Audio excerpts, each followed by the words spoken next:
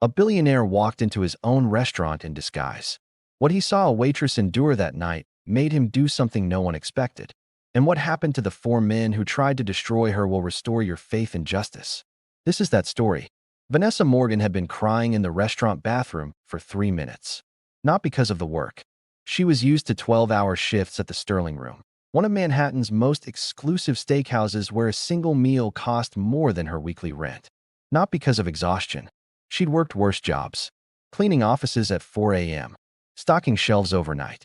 She was crying because of Table 7. For men. Wall Street types. Mid-30s. Expensive watches. Loud voices. The kind who snapped their fingers when they wanted something. They'd been there for 2 hours, ordering bottle after bottle of wine, making increasingly crude jokes.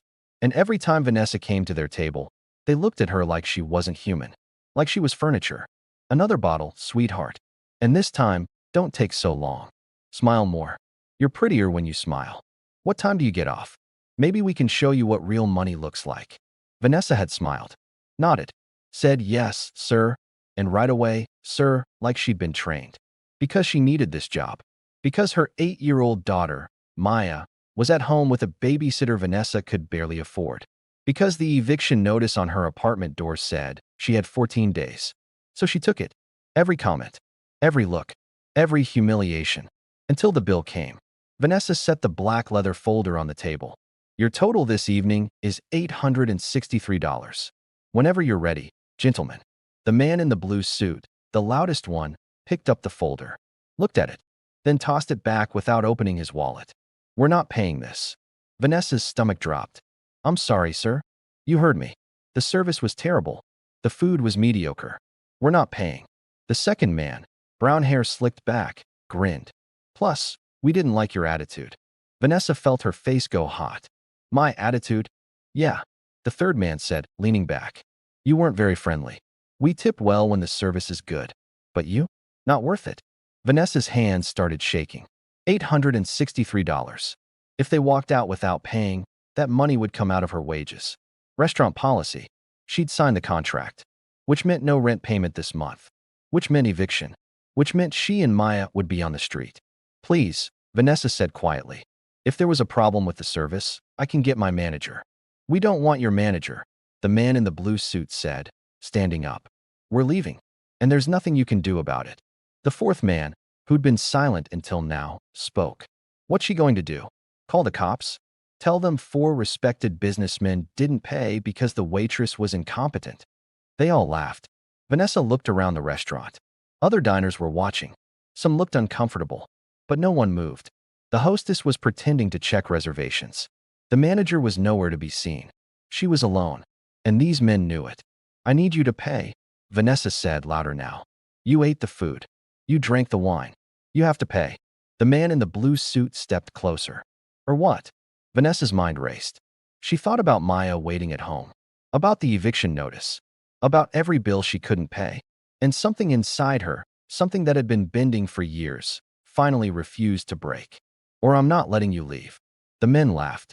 You're going to stop us? You. Yes. The man in the blue suit leaned down, his face inches from hers. Listen carefully, sweetheart. You're a waitress. We're executives. If you make a scene, we'll tell the owner you were rude, incompetent, and tried to scam us. And you'll be fired before you make it to the parking lot. He straightened up. Now move. Vanessa didn't move. Her legs were shaking. Her heart was pounding so hard she thought it might burst. But she didn't move. Pay. Your bill. The second man stepped forward. You're making a mistake. Maybe. But I'm not moving until. Is there a problem here? Everyone turned. A man in his 60s stood near the kitchen entrance. He wore jeans, a simple black shirt, reading glasses hanging from his collar. He looked like a customer who'd gotten lost looking for the restroom. But Vanessa recognized him immediately, because she'd seen his photo in the office. Richard Ashford, owner of the Sterling Room, billionaire restaurateur who owned 15 restaurants across 3 countries. And he'd been working in the kitchen tonight, undercover, testing new menu items.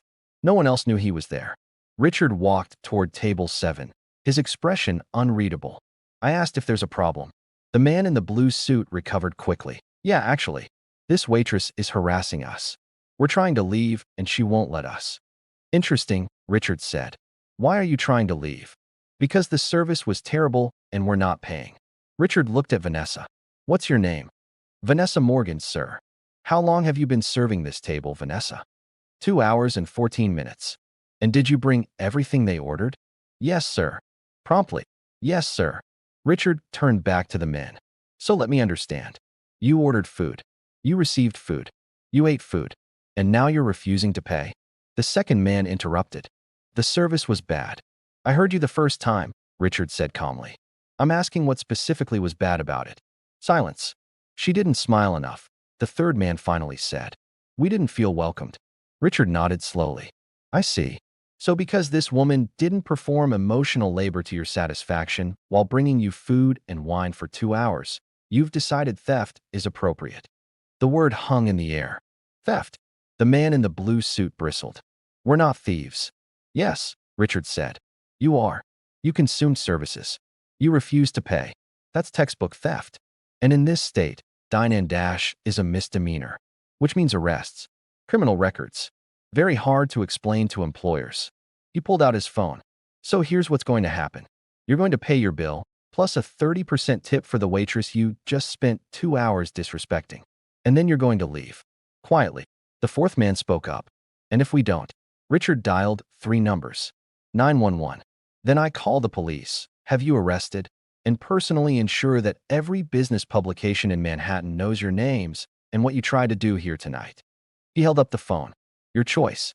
30 seconds. The man in the blue suit went white. You can't. I own this restaurant. I absolutely can. 20 seconds. The men looked at each other. Then the man in the brown suit pulled out his wallet, threw down a stack of bills. There. Satisfied. Richard counted it. $1,200. Acceptable. He handed the cash to Vanessa. Keep all of it. They just tipped you $400. The men's jaws dropped. We didn't. You did, Richard said. Now leave. And if I ever see you in any of my restaurants again, I'll have you removed immediately. The 4 men walked out in humiliated silence. The moment the door closed, the entire restaurant erupted in applause. Vanessa stood there, holding the money, tears streaming down her face. Richard turned to her. You okay? She nodded, unable to speak. Good. Come to my office tomorrow. 10 a.m. Am I in trouble? No, Richard said. You're getting promoted. The next day, Vanessa sat in Richard's office, terrified. He handed her an envelope. What's this? A contract. I'm making you floor manager. Double your current salary. Health benefits for you and your daughter. And a signing bonus to cover whatever bills you're behind on. Vanessa stared at him. Why? Because last night, you did something most people can't. You stood your ground when powerful people tried to make you disappear. That's not just courage. That's leadership. He leaned forward. I've been doing this for 30 years. I've seen thousands of employees. And most of them, when faced with what you faced last night, would have let those men walk out. Because it's easier. Safer. But you didn't. And if you're willing to fight for an $800 bill, I know you'll fight for this restaurant. For the staff. For what's right. Vanessa wiped her eyes. Thank you. Don't thank me. You earned this. 2 years later, Vanessa Morgan runs 3 Sterling Room locations. She's known for one thing, protecting her staff. Fiercely. And when servers come to her with stories about difficult customers, she tells them what Richard told her. Your dignity is not part of the menu. If someone tries to take it, you stand your ground. And I'll stand with you. Richard Ashford later said in an interview, that night taught me something important. The best leaders aren't the ones who never face disrespect. They're the ones who refuse to accept it. Vanessa refused. And that's why she's running my restaurants now. This is a story about standing up when it costs you everything. About refusing to bow when powerful people demand it. And about the truth that courage, even when you're terrified, can change your entire life. Because the people who try to make you small are counting on your silence. And the moment you refuse to give it to them, everything changes. If this story moved you, subscribe for more stories about people who refuse to disappear. And remember, your voice matters. Use it.